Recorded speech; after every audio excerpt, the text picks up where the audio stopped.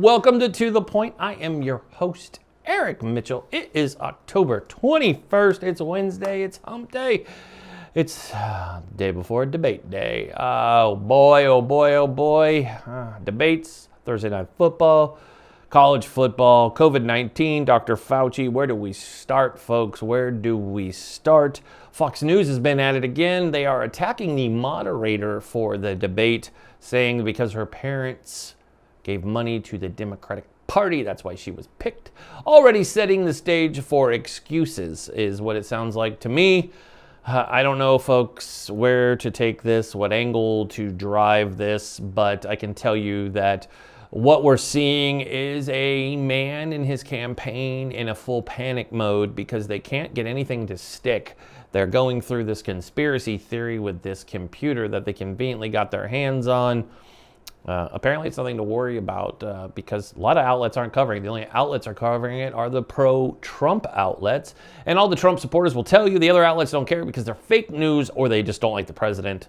Not true at all, but someday they'll see that. They'll keep telling us it's going to be a landslide. But I've heard it from reliable sources that we believe that this is going to be a landslide on the Biden side. We will see. I'm not going to go crazy and believe everything. I know I voted. I know my wife voted. We're excited. We get to put our ballots in there and get our vote to count. So it was exciting to do that. It's one of those things you get really excited to just put that pin on there and do it.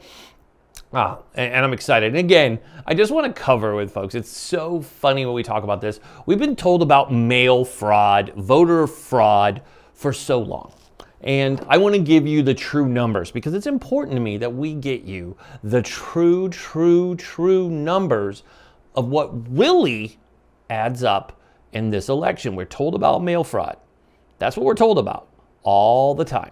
So when we talk about mail fraud, let's just make this so this is what it is, because we've been told 1,700 ballots were found in a creek in Pennsylvania and everywhere else. And I can tell you this is all bullshit. And sorry for the language, but that's what it is. We've been lied to, and you see all these Trump supporters going around, they don't like facts. So there was interesting, and I like this quote when it comes to how safe mail-in voting is and how safe we have been. When you look at it, there's only been 10 cases of proven voter fraud, and over 150 out of every 150 million Americans. So when you do that, it comes down to a number of about 134 to 143. That's not 143,000. That's not 1 million. That is 143, 134, right in that realm. Under 200. That should blow your mind. You should understand you're being lied to, that voter fraud. It's because someone doesn't want to lose, and the small-minded people don't want you to know that. That's why they're doing that and creating these long lines in Georgia and Louisiana and in Texas and Florida where people are waiting for hours. Now, I'm going to say this, and I've been preaching this almost every episode, and I will continue doing it.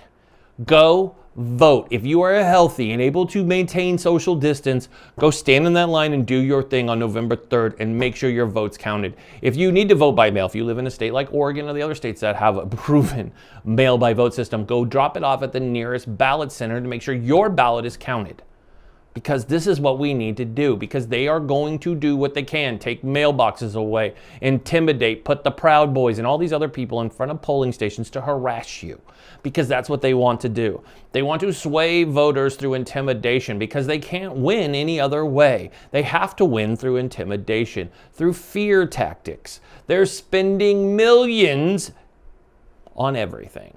And today we're going to talk about one of those tactics that's being used, and you see it everywhere on both the Democrats and the Republicans. Let's not just make it this one-sided, but let's be honest, the Republicans are more guilty than the Democrats. But when we talk about celebrities are used all the time. We see Taylor Swift telling people to get out and vote and that she supports Biden. We saw the big news the other day, odd the president didn't say anything, The Rock, Dwayne "The Rock" Johnson, the highest paid actor in Hollywood and former WWE wrestler, an owner of a professional football team, The Rock came out and endorsed Joe Biden. Now, does that make a difference? I almost said Anderson Cooper, but we have Cooper Lawrence here today to share her insight, her expert opinion on whether that actually makes a difference. Does a celebrity endorsement, will a celebrity endorsement like 50 Cent or anyone else really do it. We've seen Ice Cube in the news this week talking about he doesn't endorse the president. He just wants to help his community, the amazing black community, actually get somewhere, because we're stuck in the same place. And as much as Donald J. Trump may say that he's the best president for black people since Abraham Lincoln, it has yet to be seen, because he's not the best president for America. In fact, it's my belief, and several people that I've talked to who are experts in this, that he is hands down the worst president that we've ever had in our country. Our country's more divided than ever. And the people who support him, guys, get original thoughts, because so far all I've seen is you guys share each other's content and then worship each other and then gang up on anybody who dares to bring data or evidence against you. Grow up. Understand it's an election, and after November 3rd, we're going to have a new president, and you're probably going to have to be upset about it and cry and say the election was rigged, even though you have no proof. You're going to say that. Even though we've never had voter fraud, the only person committing voter fraud will be the Trump administration to try to suppress voters, which they have done to the Latino and black community for years. And that's what we have to do. If you are able-bodied and able, go volunteer. If you've already voted, find out how you can work at a polling center to make sure that this bullying and this ability to push people away from the ballots does not happen. People have a right to vote. Today, we have Cooper Lawrence here, and she's going to talk to us about celebrities' endorsements and celebrities endorsing politicians and if it makes a difference at all. I know I don't vote because of how other people vote. I vote because how I vote. I make decisions, and so should you. So when we come back from break, we're going to welcome today's guest, the wonderful, it's not Anderson Cooper, the wonderful Cooper Lawrence. I don't even know why I'm saying Anderson Cooper's name. He's not coming on the show anytime soon. Crazy. Anyways, it's Wednesday. Hopefully your Wednesday's going good. Enjoy this evening. We got a good show for you tonight, so make sure you stay tuned. When we come back from break, we have Cooper Lawrence.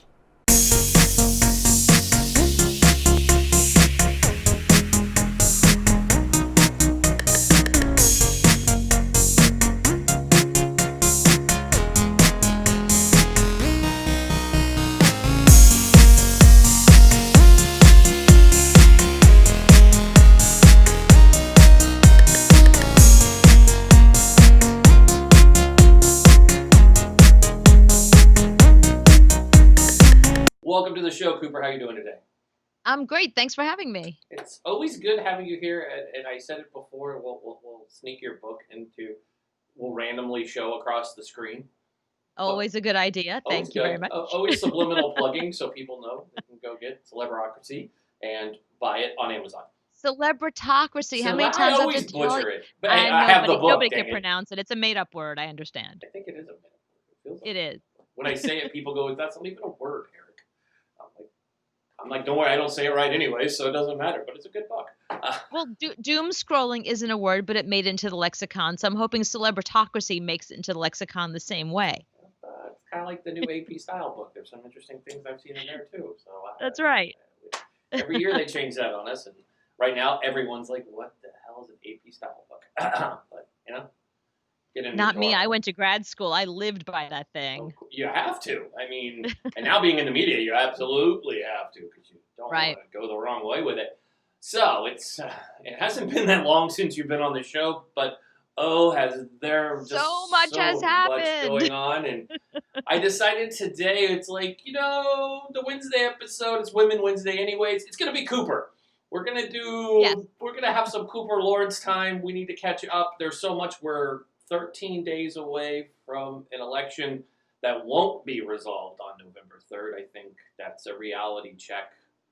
Right. A lot of America. Or as I call it, the series finale of America. Yeah, it's going to be interesting. So as we go on air and we're talking, Melania Trump has canceled her travel for the week, citing COVID. She's still recovering from COVID. Now, she's much younger than her husband, who miraculously was cured. I mean, he was cured within like 2 days. He was driving around infecting, with Secret Service, doing a heroes tour with his people who apparently buy a lot of Trump flags. Yeah, they love them. They love those things. It's almost like watching NASCAR. I don't watch a lot of NASCAR, but I would assume that's what NASCAR looks like. Yeah. So, where do we start? This week, it's Ice Cube. I've seen a lot of Ice Cube. We always seem to talk about rappers on here. Usually we're picking on Kanye. Kanye West started this whole getting involved in everything political. And then late last week, early this week, our friend Ice Cube, who I've always loved. Ice Cube is doing amazing things for the community, always have, created that 3-on-3 league. Right. Right. I mean, Cooper, is Ice Cube even being political? I don't see it that way. It's like saying Ice-T's being political. I mean... Right. No, I don't. But people are, everything's binary now. You have to choose a side. You have to decide, like, who are you, this or that. They don't understand that Ice Cube is somebody, you know, once he started the contract with Black America, that's his organization. Once he started that, he just needs the help. He needs the support. He needs the voice. And both the Democrats and Republicans reached out to him. But Democrats said, you know, this is super important, but let's talk about it after the election. We're not going to exploit you. We're not going to exploit contract with Black America and use it to get elected. But once we're in office, this is really important. The Trump organization said, ha, ha, ha, this is a great way we can finally get Black people.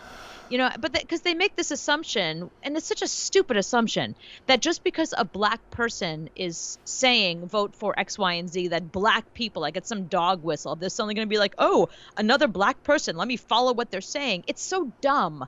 It's such a racist idea to think that someone's going to vote a certain way just because Ice Cube is saying so. First of all, there's no research that supports it. I mean, this is my area of expertise. My PhD is in political decision making, and there is zero research to support that celebrities telling you who to vote for is going to influence your vote. So, you know, Ice Cube said, look, you know, Trump is going to do something now. Okay, I'll work on this panel with them and get them to kind of get a little more friendly to Black America. I'm down with that. So suddenly everybody was like, oh, he's a Trump supporter, but he isn't. He never said he was. He never said who he's endorsing or who he's supporting. But yet everyone assumed, because just like Kim Kardashian, you know, because she had gone to him, he was the president, and said, can you pardon these couple of people I'm working with? And he did. Oh, she's a Trump supporter. Yeah, she isn't. That seems to be the thing. I mean, the only one I know that is what was it, Tuesday or Monday, 50 Cent. I didn't even know he was still doing anything that anybody, I didn't know people still cared what 50 Cent thought, but he endorsed President Trump. Yeah, he did. Good. Yay. I mean, I can tell you, Cooper, maybe you could tell me I'm wrong about this, but the people who are endorsing celebrities, and let's use that one really carefully when we describe people who support Trump that are celebrities. Let's see, we have Kirstie Alley. Right. Because she's doing a lot. You know, I wish I cared about anything as much as people care about what Kirstie Alley thinks of Donald Trump. It's so crazy. It's like, you know what? She's an American. She gets to choose whoever she wants to vote for, and good for her. Why do you care? Why do you care is what I want to know. It's funny because people made a big thing about it. I'm like, Kirstie Alley, what has she been in other than being a loudmouth Scientologist? And, you know, she just, that's all I've seen her do. Let's see, who else? Dean Cain. Right. I mean, yeah, Trump supporter, sure. Yeah, if you need to watch, you know, Lifetime movies, Dean Cain, he's your guy. He used to be Superman. Ted Nugent. Yeah. Kid Rock. Kid Rock. 50 Cent. You're trying to create this narrative. This bothers me because, you know, I used to work with Scott Baio, and he's very, very conservative, as you know. Yes. And he came out this week and he said, you know, the reason why he's not working in Hollywood is because he supports Trump. I think Adam Sandler is working just fine, and so is Clint Eastwood and Jon Voight and Denzel Washington and Robert Downey Jr. These are all Republicans. But it's like we forget that there are Republicans in Hollywood. We have this narrative that Hollywood is so liberal. Well, it's mostly liberal, but there's a lot of very prominent Republicans who are working like crazy, Oscar winners. Yeah. So just because you're not working has nothing to do with who you voted for. It has to do with the fact that you're just not working. You're not relevant. People, you haven't had your second coming. You know, remember John Travolta was irrelevant for a long time, and then suddenly he was back. Yeah, you know, it's just Vin funny. Diesel is a Trump supporter. Why don't people care that Vin Diesel supports Trump? Hey, Vin Diesel has a new single out too. I don't know if you caught it. Of course I did. It's ridiculous. That was money, wasn't it? That was great. Stick to making movies, I say. That's just like my 16-year-old said. Vin needs to just stick to saying his line, I am Groot. He's great at that. Right. He makes a fortune. He's our favorite. Everybody loves Groot. I mean, Vin, please don't sing. My favorite thing is that the label that signed him, if you go to their webpage, he's not even on there. Oh, no way. I didn't even know that. Like that's your biggest name. You might want to put it on you might want to update your webpage. I'm just saying. You might. I guess that's a big deal having Vin on there. So let's cover this. Your book breaks this down, but I want to deep dive into this because you're seeing it more. We're in the teens before election time now. These teen days are counting down. It's no longer 30 days out. Here we are. So you're seeing more and more celebs thrown up on both sides.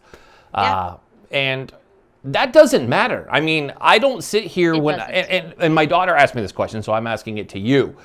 We sat and went through our ballot because we live in a mail-in ballot state that's had very few issues with any kind of fraud at all. I know that the world wants to say that there's fraud and ballots are ending up in streams that no one can find. That's BS. The fraud barely exists, so stop listening to those people. Everybody's like, there's fraud.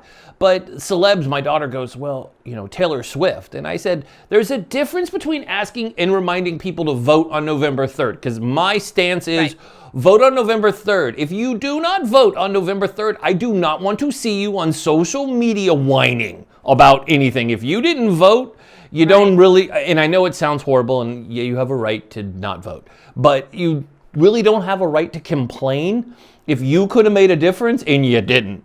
And, my vote doesn't matter. I live in a red state. I live in a blue state. It doesn't matter. Go vote because there's other things on those that have measures. And I mean, and that's true. There's so much on ballots. You get to cast it. Exactly. It's about having pride. I feel like that is very few things. I worked on a study years ago about patriotism in America. And the one thing we found is that the least thing that somebody can do to be patriotic, aside from like having an American flag behind them like you do, is voting. Yeah. Voting is the one thing you can do to at least feel patriotic. If you do nothing else, if you've not served in the military like you have, if you don't talk about politics like you do, I mean, you're like patriotic to the 10th power, like you're Superman patriotic. But for people that just want to be bare minimum patriotic, voting is the one thing they can do. Yep. So I think that's why it's super important. But when it comes to celebrities, this is so interesting. There is very little research, by the way, on celebrities and voting because we don't have a lot of access to celebrities as psychologists. But we do have access to data. So the research that's been done over the past 10, 15 years, I'd say, and more so since 2016, has found over and over that a celebrity telling you who to vote for has no impact whatsoever. I mean, zero, not even a little bit, because you deciding who to vote for has nothing to do with your love of a certain celebrity. However, a celebrity reminding you to vote or getting you to register, that does have an impact. Taylor Swift got 68,000 people, her fans presumably, to register. Kylie Jenner did the same thing. 48,000 people registered after she said, here's my bikini. Are you registered to vote? And they did. They registered to vote. Now, are they going to go out and vote or do they just register? Hopefully they will follow through, even if a small percentage follows through. But most people don't follow what a celebrity tells them to do. Even young, influential voters, even 18-year-olds, they're not going to vote for Biden because Taylor Swift said to vote for Biden. They're going to vote for who they feel is best for them and their family. Yeah, and I agree with you. I just think it's funny that so many people walk around, and the media loves to throw the celebs up there and say who they're endorsing, but at the end of the day, most of us, we're just like, cool, we'll do our own thing. I mean, because of course we will. There's never been, I mean, and you saw that. I mean, as much as you may love, Beyonce and Jay-Z and everybody who threw themselves behind Hillary in October of 2016, it didn't sway voters at all. I mean, and they could have had all those votes. Trump was the shiny object that was different. And obviously, Hillary No, he was a celebrity himself. He was his own celebrity. And there was no way that any celebrity that came and stumped for Hillary was going to be bigger than Trump, who was his own celebrity. And then also, let's not forget that, this does have research behind it. Celebrities who stump for a candidate and then have a scandal, they undo all the good they've done. So there were a couple of celebrities that stood up for Hillary, and then afterwards you found out, they got Me Too'd or something like that happened to them. So people are like, ugh, I'm going to step away. It takes the shine off of Hillary. So Yeah. it also works against you in a way. But I mean, yeah, there was no yeah. there was no beating Trump. So, so sticking to Trump and being the spinster that he is, and you work in the media, and especially with celebs, and you're in New York. So Trump is not something new. You guys are very well aware of that man and the fact that his reputation, which is well documented, there's a great documentary on HBO about, and I watched it and I was blown away. The leading person to drop gossip to the National Enquirer about Donald Trump and his affairs and anything he's ever done was Donald Trump.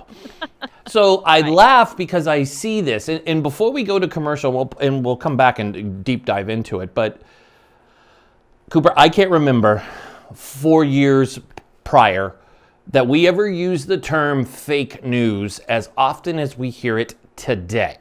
Now, to me, and this is an outsider, so I'm coming to you as the expert. You've written books on it. You do this every day. Right.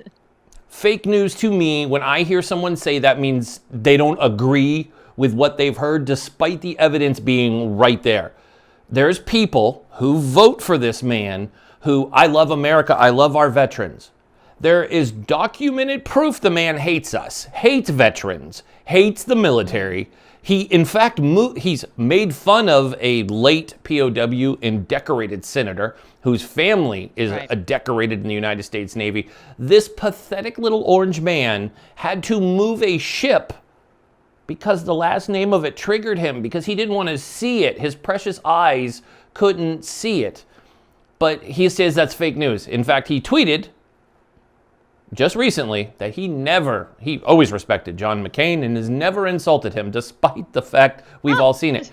So, and we have video after video of him insulting him. Yeah. We have everything, right? So, and in fact, he slandered the late Steve Jobs' widow over the Atlantic article, saying they made it up. Like, yeah, because we're just sitting around wanting to make up stories about the president from the military perspective. So the term fake news. What do you make of it?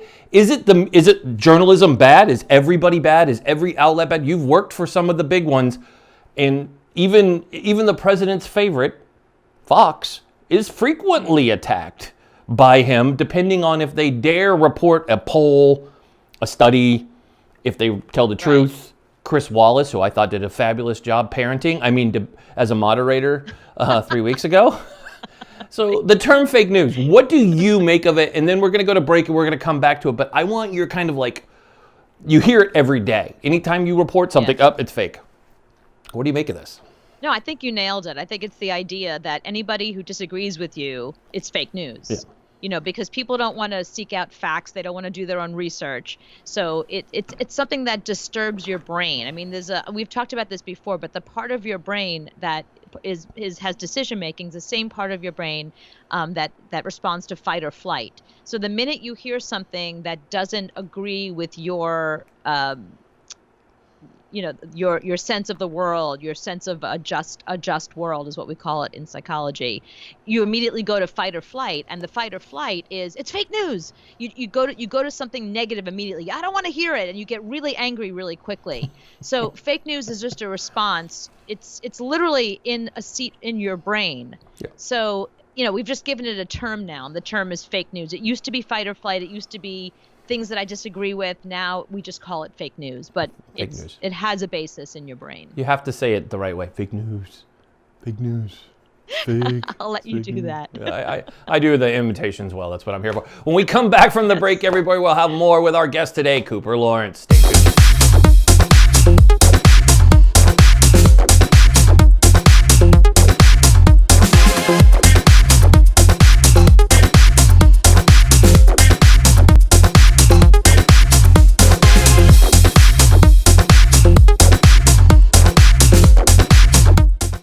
And welcome back. So, Cooper, when we left, we were talking about fake news. And I kind of want to pause that and move. While we're at break, I kind of just a wonderment come across my brain. Okay. Elections. Now, growing up, how ADD you are. It is like you're lucky. We might talk about sports in a second and lose everybody. But because we talk about voting we look at social media. I think that's why, because during the break I hopped on Twitter for a second. Growing up, I grew up with, the greats on TV. I remember watching elections with my mom, with Peter Jennings. I mean, just love Peter Jennings, like probably one of the classiest voices on air. I mean, besides Cronkite, who owns the title, to me, Peter Jennings he's like Brokaw, has that voice where you're just like, they're very distinct. I mean, Dan Rather too, love Dan Rather, but I grew up with Peter Jennings. I just remember Peter Jennings very well. And voting was a private thing. Like, I remember like my mom telling me who she would vote for, but that was in our house. But people weren't running around. I mean, people put bumper stickers on their car and they supported people. But it seems somewhere in the last decade, voting and who you're voting for has become like this badge of courage where you almost treat it like a sport, like a passion. And you're in New York, so like a Yankee fan. You know how Yankee fan is. Yankee fan is like Red Sox fan. I sure do. They fight each other. But with this current administration, it's like night and day between the supporters, where Biden supporters are just like, let's stick to the facts. Here's the data. This is what we know.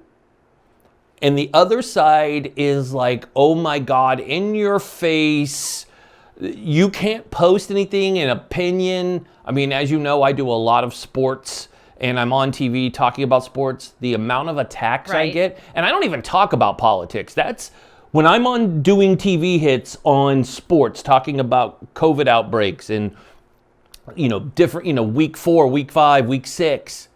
I don't say anything political, but yet somehow it'll be, they're kneeling, I'm not watching. Like I was I was wondering that as I was finishing this segment up on, Cheddar. Thank you for messaging me that you don't watch.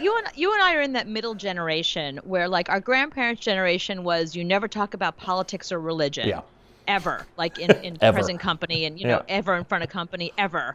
And then the younger generation, the generation beneath us, are really open about everything. I mean, there's nothing they don't put out there. Literally nothing they don't put out there. They share everything from their salaries to their feelings to what's that, coming out of my nose, like literally every medical thing, whatever.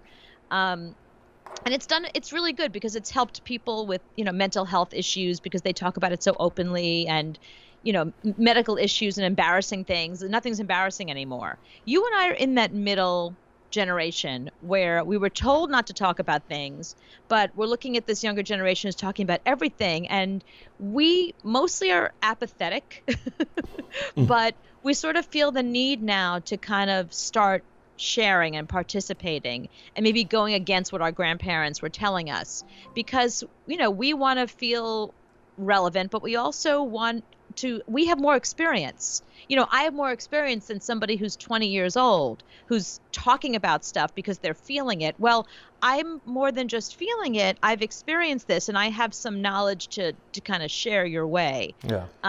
So I think it's really important that we do talk about as many things as possible in appropriate ways without attacking other people.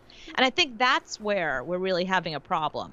We can no longer have a normal conversation with anybody else. That is, if somebody doesn't believe what you believe politically, there's no talking to them. There's no middle ground anymore. And that is an issue that needs to be solved somehow. And I don't even know how we can do it, but I think that's going to be the answer because look at it. You're talking about sports, but meanwhile you get attacked. And the same thing happens on the other end. I have to go on Fox News that are there to talk about parenting things, and they get attacked because they're on Fox News. Mm-hmm. So I think I've had that there happen has to be clients. something. I totally agree with you. Of course you have. Yeah. Of course they have. Yeah. So there has to be something where we get to share information with each other and say, you know what? Yeah, I kind of disagree with you, but I did learn something today. Who has ever said that in the past 4 years? Nobody. No. So maybe just go to your social media. You see it. Trend. Yeah. I mean, I'd love to start doing it, but you're bringing up all the things that are so... To me, when I started doing my daytime job a long time ago prior to this current administration, putting someone on a media spot, CNN, Fox, CNBC, any of those, was a attaboy, high five. Good job. You did your job. Sure. That's I mean, you've worked in national. You work in national. You know the exposure period. National TV, one of the big boys or girls, whatever you want to call it, one of the big networks. I'll be PC here on my own show. Mm-hmm. It's huge for anybody who goes on. I mean, that's right. All of us, we sell books. We do what we do. And now it's different. People are like, Fox, CNN. And I'm like, oh, I don't agree. CNN's fake news. And I'm like, no, these are good journalists. You can go say what you want to about a lot of people, but some of these folks bust their butt to report actual news. And it's funny how, and I'll bring up Jake Tapper because I have mad respect for Jake Tapper for what he does for veterans. So I'm going to single out Jake. Number one, I've met Jake in person. Great American. I mean, he does a lot for veterans. His father served. He wrote the book, The Outpost, which is now a featured film on Netflix. If you haven't seen it, it's really good. True story. One of the first time in 50 years we've awarded 2 Medal of Honor recipients from one battle, which was just a nightmare. And true story, I have a photographic proof that those guys are human because one of the Medal of Honor recipients and I are pretty close, and there's a picture of us kissing each other. It's on the cheek. Funny story, but he's just a regular human. But, you know, I look at Jake, and people go after him, but we love The Outpost, but we don't like this. And I'm like, you know, he's a journalist. He's reporting the news. He's the Peter Jennings, the Dan Rather, the Brokaw. We only had those 3 networks.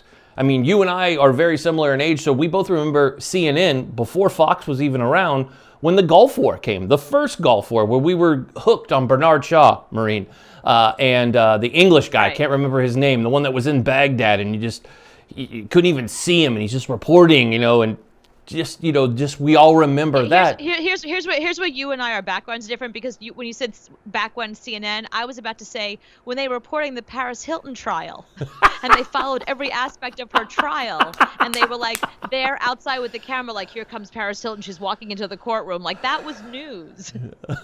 Oh, well, I did that wrong. Okay, but how about OJ? Can we go with OJ? They covered OJ too. That's a good one. Actually, that's another good one, because that covers that straddles both. There was some political aspects to it, there was some racial aspects to it, and there was some celebrity aspects to it. Yeah, there's a lot in that. The fact that was that was big news. That was a big story. Yeah. Do you think we'll ever go back? I mean, everything kind of cycles through, like fashion, music, all kind of cycles back through. Classical music hasn't quite done that, but every other kind of genre of music has found its way back through. Do you think we'll be able to go back to those kind of times of not oversharing everything? Because sometimes, no. You know, no. Okay. No, I don't think so, because oversharing things has actually been helpful to people. You know, what they find is that, suicide rates are lower among a population of, gay teens, for example, because of programs like It Gets Better. That's all about sharing your experience and coming out and saying, I'm 13 and I'm gay. Yeah. I'm 14, I'm out.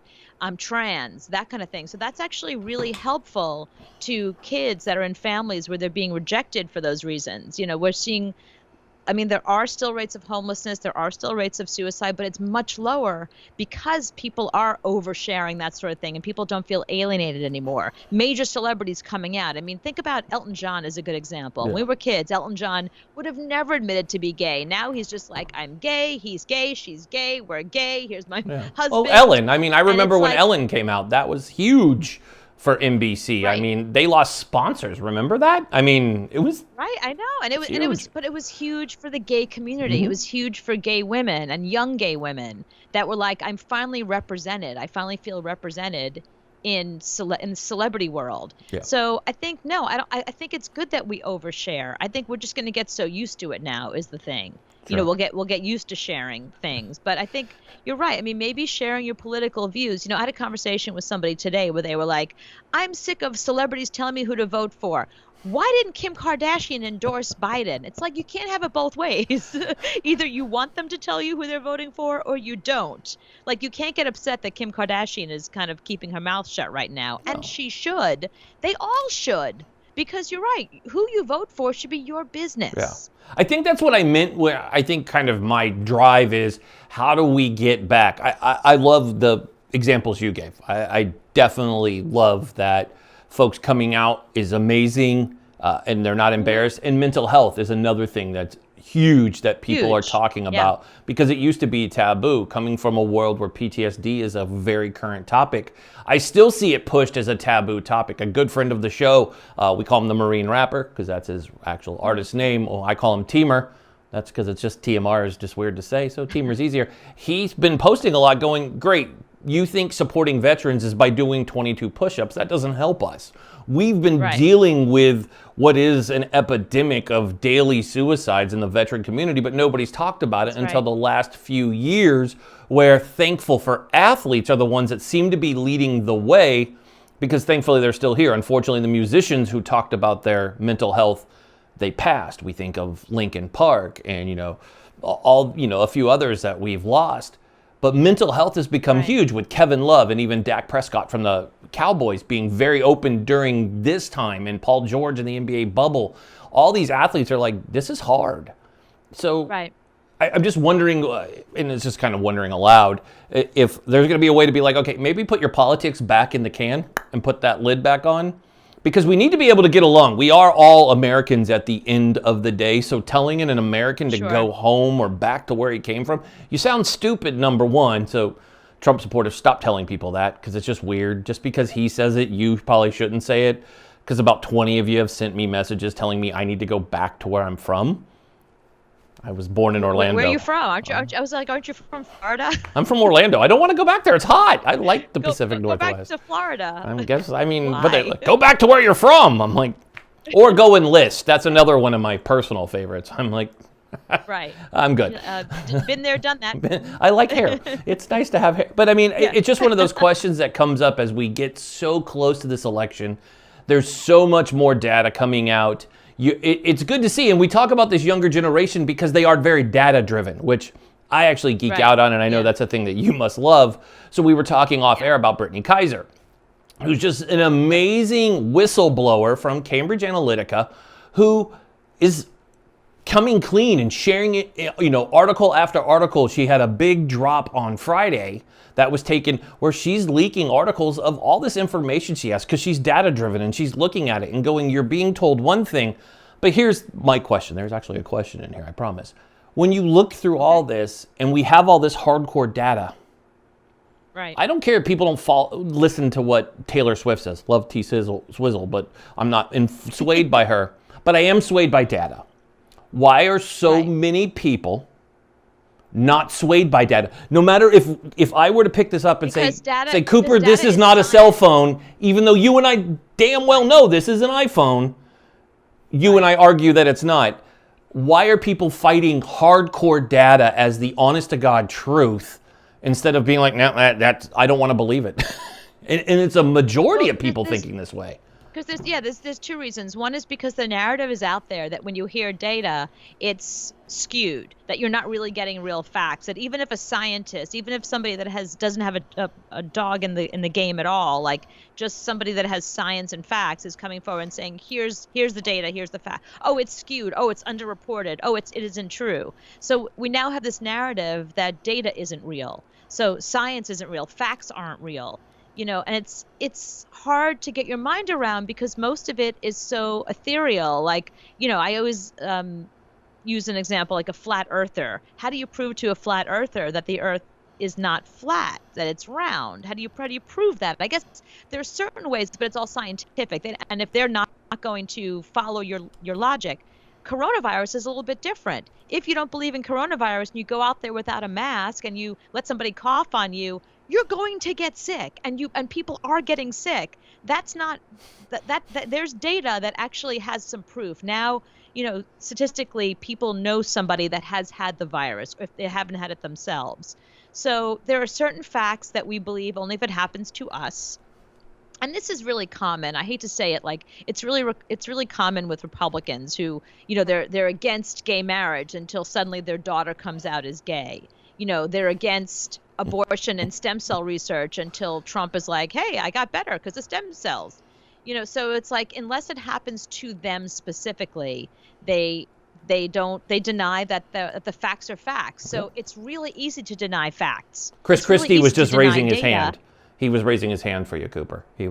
Chris was like, I probably like masks now after I've been in ICU with COVID. But yeah, masks are cool. That's a good example. Exactly. I mean, he was like, oops. And we keep hearing this over and over. People that went to Trump rallies and they're laying in a hospital bed going, I didn't think it was true, but here I am. It's like, right. Because you have been told that science isn't science and facts and data don't matter. But now it's coming home to roost. And it's really sad, because of all ways to teach people about science, this is the saddest way.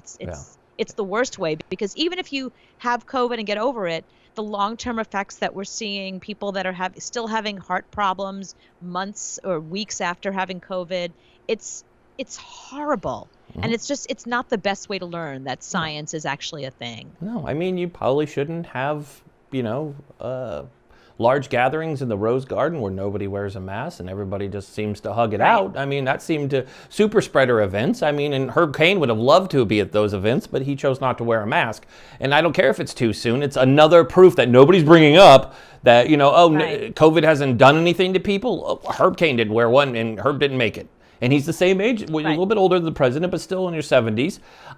The mask thing really irritates me. It gets under my skin. I'm being pulled over, in case you hear the sirens. Oh, there we go. I'm in New York being pulled over right now. There we go, yeah. Well, nobody owns cars in New York besides cops and taxis, so you guys are good. So true. It's like, you're getting pulled over on the subway. Okay. Well, you're making a good point. I mean, but that's what's really upsetting, because people only believe facts and data that support their own theories. It's called audience polarization. And it's one of the reasons, getting back to what you were saying earlier about the news. I mean, look, news is ratings driven. They're trying to be entertaining as well. They, if it bleeds, it leads kind of thing. They don't really want, the only real news out there is your local news. So if you want news that is not biased, watch your local news. Hear about the things going on in your local environment, which is equally as important, by the way. But I think, we live in a time now where facts are only facts if they support a belief you already have. True. I mean, and Dr. Fauci is a perfect example of that. Here is a man who is a world-renowned doctor. Renowned. That is undisputable. Right. But people are choosing to go, we don't like him because we don't like his narrative. We're going to look at the orange man and his friends, who are politicians, not doctors. And we're going to go, no, we don't like Fauci because he doesn't go with our narrative. Even, Dr. Deborah Drix, same thing. Everybody's been pushed to the back. And then you've got the two yes men, Pence, who's the ultimate. I mean, and he's so full of, fly stick on his head for like 8 minutes as long as they possibly could. That thing's a COVID spreader too. That thing probably, he could, that thing can. Anyways, I mean, it blows me away, because I saw Ted Cruz just Friday refusing to wear a mask. In front of the media, the journalist goes, please wear a mask. You'll get consequences are immediate now. This isn't like you're refusing to pass a law that's going because you don't believe that these people need this law to be passed. I mean, that's a little more abstract. This is a direct consequence. You don't wear a mask. You're out in public. You're increasing your odds of getting COVID. So when you get COVID, you won't be surprised, is all I can say. It's not shot. Like Fauci said when he was asked on 60 Minutes, I did love that he said, I wasn't surprised the president caught it. I mean, he refuses to wear a mask. I mean, whether he had it or not at the first presidential debate, I don't have an opinion on that. But it's the fact that I will always remember, I carried it with me, but look at this guy over here. He's in his basement and he's always wearing a mask. And I'm like, and he doesn't have COVID. It's weird. It's funny how this works, sir. Weird how he stayed healthy. Yeah, it's amazing how the old guy that you make fun of is healthy. So it's just, it's a constant thing that I haven't quite figured out why the media is so, and it's not the media, it's just this ongoing attack on people who know what they're talking about and then not liking the narrative. That's why I wanted you on the show today to basically break down this weird narrative that these people have, because it just doesn't make sense to me that the narrative, it just depends on who you like. I mean, I get it. Yeah. Now, your argument should always be, if somebody, like, they've politicized a disease. So if your argument should always be, okay, so let me get this straight. They somehow got Papua New Guinea and Australia and little places in China and Taiwan to wear masks or not wear masks or get COVID to support our presidential election? Like, I don't get it. Why would they care about our presidential election in New Zealand? Like, they don't. You don't. So all these people that started out, saying that it was political, really? Because that means that the disease is only happening in America, except it isn't. So It's a global pandemic. There goes your theory. Yeah. It's a global pandemic, so it's not about American politics. Like, get out of your own ass.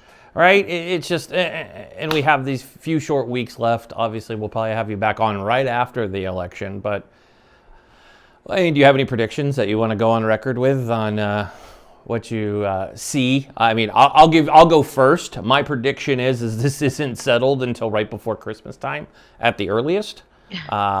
Yeah. And it will be decided by attorneys and a lot of shady dealings, which is concerning to me because there's so much behind the scenes going on that people aren't looking at. And you said it earlier about this is the series finale of America, and it could be a lot of our freedoms could be gone. I know that we're consistently. And we didn't cover it this time, but we'll come back to it another time. But the consistent bashing on, somebody being elderly, and Joe Biden gets nailed all the time. I hear, sleepy Joe. I hear all these hateful things, and I'm like, do you?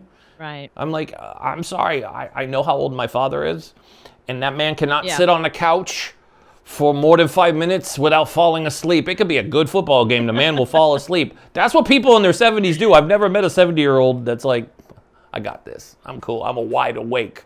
No, that's what you do when my mother, she plays tennis. No, my mother, she's like, I'm telling you, like, she's like a 13-year-old. She's always texting under the table. It's like, can you eat dinner and put your phone away? Yes. It's like you're talking to a teenager, except it's your mom. Yeah. Yeah, she's the only 70-year-old that I know. She's always like playing tennis and running and going and doing. And it's like, it's COVID. Can you be a little more careful, please? My mom's very similar. Then what's funny though, and it was funny having teenagers sitting at a table around my birthday, less than a month ago. My kids were there. We played this domino style game called Mexican Train. It's really fun. We took it up during COVID, and we were playing music, and it was my playlist on Spotify, and Eminem came on. Right. And my mom starts rapping, and what? My 16-year-old stops, and she's like, "That's why my Nana's awesome. She knows Eminem." My mom's like, "Yeah, Eminem really changed the game. After the Beastie Boys, we needed Eminem." And I'm like, well, all right, Mom. Okay, Mom, my stepson's like, holy, she's like, yeah, I like Jay-Z too, and my mom's seen Kanye in concert. When we were in New York for Christmas last year, Kanye had his, I can't remember, his gospel that he did at Lincoln, Kennedy Center. Yeah, Kennedy Center, right? That's the one that's in New York. Lincoln Center. I get them confused. There's Lincoln Kennedy. Everybody's got Kennedy's in D.C. That's Lincoln right. Center's here. Yeah. There you go. We should make the other way around, but we're not going to go there. Because it would make sense if Lincoln was by the Lincoln Memorial. That's a whole nother. It would make more sense. That's really true, yeah. Because Lincoln's right there if you anyways, but, she saw it, and, my kids were like, my Nana went and saw Jay-Z and saw Kanye. And I'm like, yeah, but that's how, it's all in a mentality. So judging somebody by how old they are. So before you go, I know I came up with a question while we were talking. It's the one I wanted to ask. Did you watch the town halls last week? No, of course not. No, because they have no impact on anything. It was a waste of my time. And also, I think there was a Law and Order marathon going on. And I didn't want to miss any of that. There was something. I know who I'm voting for. I don't need to watch a town hall because it just all does is make me angry. It's like, you're an undecided voter. Really? In 2020, you're undecided? Are you serious? Like, what? So it just made me too angry. I specifically did not watch them because I wanted to have one night that I can just be at peace. Yeah, I agree. I watched highlights on Twitter. That's what I watched. Mm-hmm. I already know who I'm voting for. That was set in stone long ago. I mean, before we even walked into debate season. I just think for a pop culture side of the house, the behavior that we're seeing, again, it goes to our generation, what's normal and respectful. If we remember those debates, I was going to go with a whole nother word, debates, which is not debates. it's my word. If you grew up watching like Dukakis and Bush and, Clinton versus Bush and Ross Perot, everybody's favorite little guy, Ross Perot, there's, Right. and now it seems different. Like behavior is who can be the biggest jerk on stage is what people, and it's sad people get excited about it. Except for the first debate. I will say it was good to see on social. That's been since Trump. Yeah. But that wasn't true for the Bushes, Yeah. It wasn't true. It wasn't true before Trump. No. Now it's about being a showman. Yeah. Remember, Trump is always like, when something happens, what were the ratings? That's his first Exactly. question. What were the ratings? Exactly. That's what you want to know. What the ratings were? Like Ratings. that's what's important, not how you're going to help America or what you're doing with healthcare or BLM Ratings. or any of that kind of stuff. No, you want to know what your ratings were? Ratings, Like yeah. that's your priority? And you're bizarre, right. The world we're living in. Yeah. Yeah, you can't make anything happening now a precedent. No. Like as soon as we get past this, if hopefully Biden gets into office, all of that showmanship is going to be gone. And that's going to be a step in the right direction because whoever's president after Biden is hopefully going to be somebody that is deserving of an office, Yeah, So, I agree with you. and hopefully somebody a little more moderate, and hopefully somebody is going to put the country back together and not divide us further. So Yeah. my prediction is for 2024, not for next week. Ooh. Wow. Look at that. Yeah. You think the orange one's sticking around, huh? No, I don't think the orange one's sticking around. I mean, it seems to me like Biden has a good chance, Yeah. but Biden is still somebody that is really polarizing, and I don't think as the things that Biden is going to do, I don't think uniting the country I don't think he's capable of doing that. He's not a moderate. No, enough. I definitely He doesn't agree with have you what it that in takes to 4 unite years we this can't do country. it. You're correct. In 4 years, nothing. It's going to take 8 to 12 to fix the damage that's been done in 4, because we've just destroyed so much of everything that means beloved to many of us. That I agree with you on that. Now I see where you went with 2024. So right. So in 2024, we need a ticket that's like Kamala Harris and Nikki Haley. ooh, that's a ticket right there. Look at that. That's a Or Condi Rice and somebody super progressive. You know what I mean? Like Condi Rice and Buttigieg. Like we need something I like that. Buttigieg. Buttigieg is like the man. I love watching Mayor Pete. Mayor Pete's like my favorite guy because he just calls it like he sees it, and he's just. I'm like, man, you should be there. No, he's a military guy like yourself. He's a military guy like yourself. He's super smart like you are. I can see why you like him. I mean, I feel like if you knew him, you guys would be buddies. You seem to have a lot in common. He's amazing. I like Tulsi too. Tulsi Gibbard has always been one that I'm a fan of. She's a little. Tulsi's a good one too. Yeah, she has no fear. I mean, but I'm going to say this, and I'm going to make people cringe who are watching. I watched Bernie Sanders' interview on Bill Maher, who, by the way, if this goes to a courtroom, Bill Maher wins because he's been saying for like what feels like 4 years, Trump will not leave office peacefully. Trump is not leaving office. Yeah. Mm-hmm. I mean, and we've had people on here like he say it, and he won't say it, him and he's not. No, Bill Maher is right. He's not leaving office. Yeah. No. He's gonna be the guy the Secret Service on the 23rd of January are like, dude, you gotta go.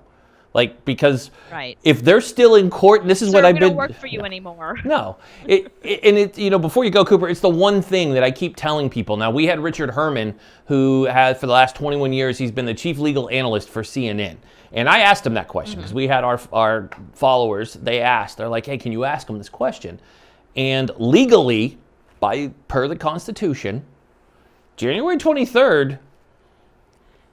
If we're not inaugurating somebody because we're stuck in a Supreme Court battle, which we'll have to bring you back off, that's a whole nother subject we didn't touch. Somebody leaves on the 23rd. It's like you don't get to stay. You become a squatter, and you are forcibly removed. And I hate to tell everybody who's on the right is going to freak out, panic. Your hearts are going to. Nancy Pelosi takes over, folks. Just so you know, it doesn't matter if they're in court. Nancy's president. Until they figure out whatever's going to go on, and trust me, this is going to be a legal battle. It's going to be embarrassing. It's going to be another black eye on our face, because gone are the days, and you guys are going to see it this week with the debate, gone are the days where somebody at a town hall gets up and calls Barack Obama by some slang name or derogatory comment, and the late, great Navy veteran and POW and senator from Arizona, John McCain, goes, whoa, whoa, whoa. don't talk about him that way. That's not how. Those days are over because we have a guy who will feast on bad things because Cooper said it. It's all about ratings. He doesn't care about us. He cares about his stupid rating. What's my rating? He's a showman. Yeah. Not the president. That's why he goes to the top and takes his mask off and then films a commercial with everything is holding a Bible upside down. It's not even his Bible at a church he doesn't even attend after he gassed Americans. Yeah, he's a real hero. Yeah, and make sure you put all white people in your photo too. Just make sure if you're going to do a photo op, you bring all the lily white people with you and make sure your kids are right there. And the one poor sucker in uniform who's like, I didn't belong there. I was like, yeah, you didn't. Yeah. But Cooper, it's been great having you on the show. Always great to catch up and kind of mix politics and pop culture together. That's what we do best when we have you on. So we'll have to have you on right after the election. And it'll be fun to see where we're at that point. But I want to thank you so much for joining us today. It's always good to see you. Thank you so much for having me, Eric. I'm always here for you. I love it. That's why we call you up. We're like, we need Cooper. That's what we're doing. So, folks, Cooper Lawrence, I'll be right back to close out the show after these messages.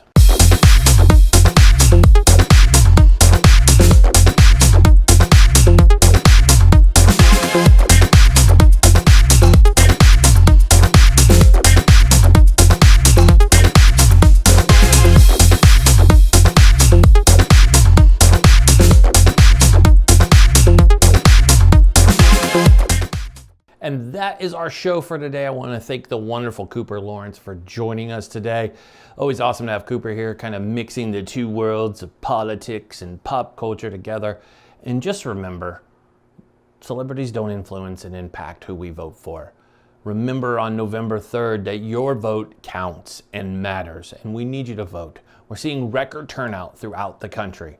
And again, if you ever need to be pointed in the right direction to how to make sure you're voting the right way, not voting the right way like who to vote for, but make sure you know where to drop off everything, simply just message our show and we'll be able to send you the link for your area. Just stay what state you're in and we can send you a link so you can find out where you can go. If you have a ballot and you don't know where to drop it off, or if you need to find your polling place, all that information is out there. So again, I want to thank Cooper Lawrence for joining us today. It's been a great, impactful Wednesday having Cooper here. Stay tuned for Thursday's show where we will have an amazing cast of characters talking about week 6. That's right, week 6 of the NFL. It was an interesting one, and hopefully we can have a full week without having games moved all around. So far, so good. With the COVID outbreaks reported this week, we have really got lucky so far. So on behalf of the entire team here at To The Point, before I go, as always, if you have a comment or if you have a concern or if you'd like to be a guest or know somebody like to be a guest, simply email us at hello@tothepointtv.com. That's hello@tothepointtv.com. As always, follow us on social. Make sure you check us out on C-Suite TV and check us out on YouTube where you could catch every segment of the show broken down for you so you never, ever miss a segment and you don't have to listen to my long intro and outros. See, there's ways to get around it. So make sure you're out there doing that. Follow us on all the socials and we appreciate you. So thank you so much for tuning in today. I'm Eric Mitchell, and on behalf of the entire To The Point team, be safe, be strong, be smart, and God bless America.